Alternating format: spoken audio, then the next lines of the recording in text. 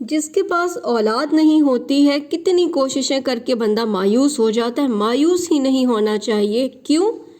کیونکہ پروفٹ ابراہیم علیہ السلام کو فرشتے جب انسان کی شکل میں ان کے پاس آئے اور ان فرشتوں نے ان کو خوشخبری دی کہ نبشرک بغلام علیم، ہم تم کو خوشخبری دیتے ہیں ایک لڑکے کی جو علم والا ہوگا۔ اس پر وہ کہتے ہیں ابشر تمونی، کیا تم مجھے خوشخبری دیتے ہو جبکہ مجھے مسنی الکبر، مجھ کو بڑھاپا آ چکا ہے، میں بوڑھا ہو گیا ہوں، اب تم میں خوشخبری دے رہے ہو؟ کس بات کی تم مجھے خوشخبری دے رہے ہو؟ حیران ہو گئے وہ، اس بڑھاپے میں مجھے کیسے بیٹا ہوگا؟ فرشتوں نے کہا کہ بشرناک بالحق، ہم بالکل سچ میں تم کو خوشخبری دیتے ہیں اور تم اللہ کی رحمت سے مایوس مت ہو جاؤ۔